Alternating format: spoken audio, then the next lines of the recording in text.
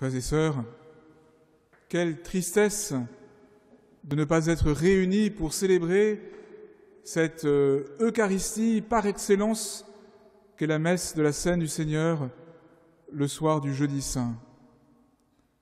Quelle tristesse de ne pouvoir communier au corps et au sang du Christ, recevoir le pain et le vin consacrés. Quelle tristesse de ne pas être proches les uns des autres, de voir nos visages, d'entendre nos voix. Cette tristesse, c'est celle de tous les fidèles qui, tout au long de l'année, sont privés de l'Eucharistie, dans des régions particulièrement isolées ou pauvres en prêtres. Cette tristesse, si elle est exceptionnelle pour nous, c'est parce qu'il y a des prêtres qui ont donné toute leur vie pour que les sacrements soient célébrés au nom, en la personne du Christ lui-même. Voilà pourquoi, ce soir, il nous faut rendre grâce pour ces vies données de tous les prêtres, en particulier les prêtres qui servent dans notre diocèse.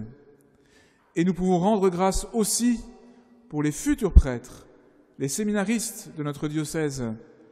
Nous pouvons les porter dans la prière tout spécialement ce soir.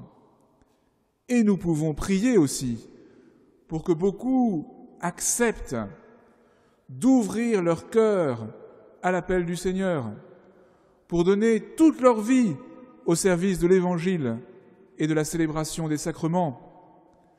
Ce temps de jeûne eucharistique forcé nous donne à tous d'éprouver plus profondément le prix de l'Eucharistie.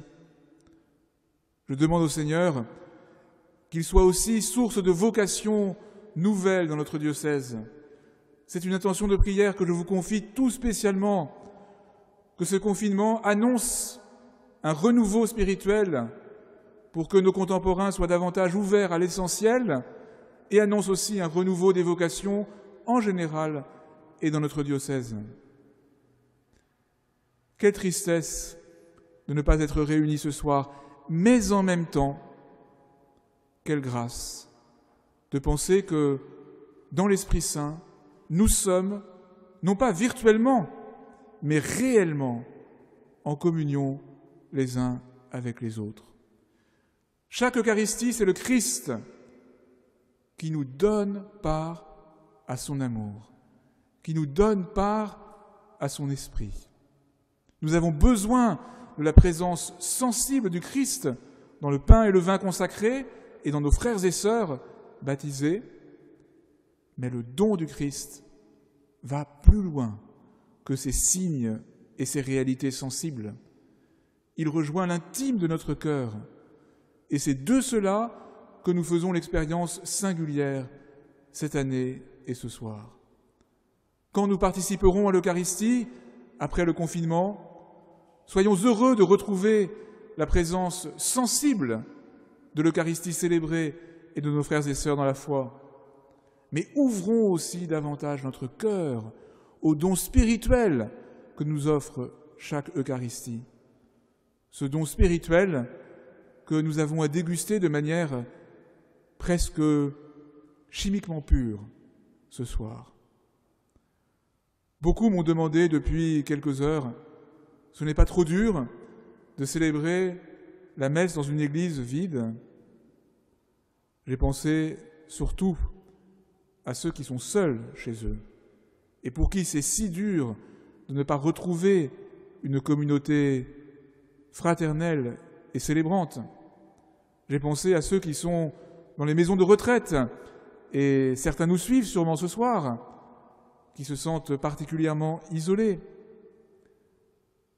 Mais j'ai surtout répondu que célébrer l'Eucharistie en l'absence du peuple rassemblé, c'est un crève-cœur, et beaucoup plus qu'un crève-cœur. Et en même temps, il y a cette expérience si profonde, si évidente, j'allais dire, que nous sommes en communion les uns avec les autres. Frères et sœurs, il est triste de ne pas être réunis, mais il est beau d'être en communion spirituelle, intime, avec le Christ et les uns avec les autres. Certains se disent peut-être, nous faisons depuis quelques semaines l'expérience de la célébration de la foi en famille. Nous partageons l'Évangile.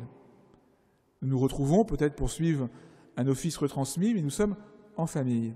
Et finalement, est-ce que la prière authentiquement chrétienne ne serait pas plutôt celle-là? Être en famille pour partager le pain de la parole.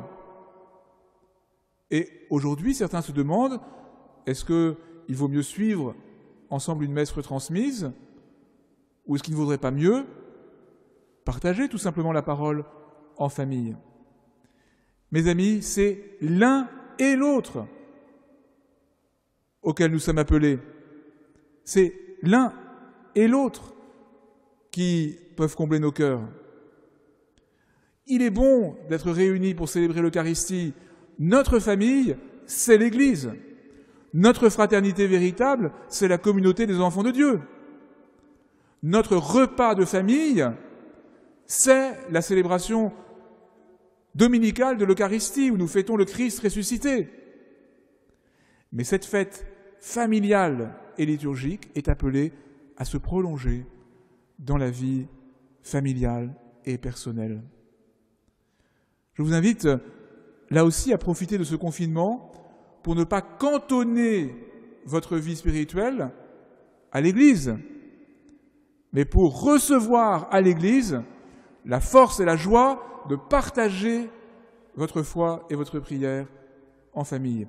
C'est plus ou moins possible en fonction de l'itinéraire spirituel de chacun. Mais, d'une manière ou d'une autre, c'est possible, en quelque sorte. À chacun de chercher la manière explicite, immédiate, plus discrète, plus lointaine, de vivre quelque chose de l'élan de la foi dans la vie familiale. Je vous propose en particulier, à partir de dimanche, de prendre le temps, si vous n'en avez pas l'habitude, de bénir le Seigneur avant votre repas familial ou personnel principal.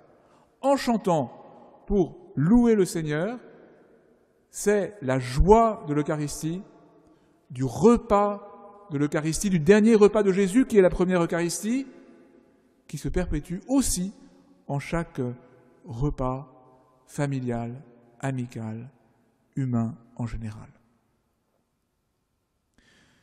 Une autre question que certains se posent aujourd'hui est de se demander, c'est bien de se retrouver pour prier en famille ou seul, avec une retransmission, avec une image, mais est-ce que le plus important n'est pas de nous mettre au service des plus pauvres, au service des personnes isolées? Est-ce que l'Église ne devrait pas dépenser davantage d'énergie à venir en aide à ceux qui en ce moment souffrent, ici et dans le monde? Tout à l'heure, on m'envoyait un cri d'alarme des camps de réfugiés en Grèce, avec des personnes qui commencent d'être infectées dans une situation d'extrême misère. À nouveau, la réponse que le Seigneur nous donne, c'est qu'il s'agit de nous nourrir de l'Eucharistie pour servir nos frères. Opposer la prière et la charité, c'est une contradiction avec la lumière de l'Évangile. Le Christ, donnant sa vie, nous apprend par l'Eucharistie à nous mettre au service de nos frères en nous donnant nous aussi, comme le Christ, par lui, avec lui, en lui.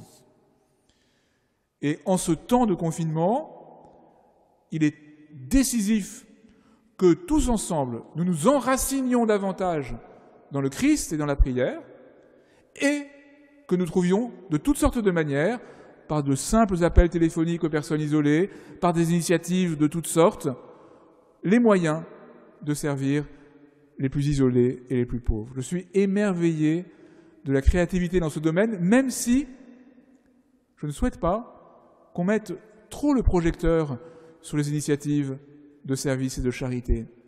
Parce que Jésus nous a avertis, quand tu fais l'aumône, que ta main gauche ignore ce que donne ta main droite. C'était l'évangile du début du carême, du mercredi des cendres. Mais, surtout, n'opposons jamais la prière et la charité. C'est d'ailleurs le cœur de la messe du jeudi saint. Les deux signes du jeudi saint. Le lavement des pieds, que pour des raisons sanitaires, nous limiterons cette année malheureusement à un lavement des mains, et l'Eucharistie. Le Christ, donnant sa vie, nous apprend à nous mettre au service les uns des autres. Et Jésus a dit, faites cela en mémoire de moi, et pour l'Eucharistie, et pour le lavement des pieds. Certains se demandent, à propos de Notre-Dame, qui a brûlé il y a presque un an, le plus important, est-il une flèche ou l'Hôtel-Dieu, l'hôpital, qui se trouvait à côté de Notre-Dame? Faut-il se dépenser pour savoir si on reconstruit le lieu de prière? Ne faudrait-il pas plutôt se dépenser pour un lieu d'accueil? La réponse, mes amis, c'est évidemment l'un et l'autre. S'il n'y avait pas une flèche tournée vers le ciel, il n'y aurait pas eu non plus l'élan de charité qui a permis de construire, depuis le Moyen-Âge, un hôtel-Dieu au pied de Notre-Dame. C'est un des plus beaux secrets de la foi chrétienne, de cette unité de la foi et de la charité. C'est la foi qui nous donne d'aimer comme le Christ nous aime, et le fait de nous mettre au service de nos frères est la vérification de notre foi.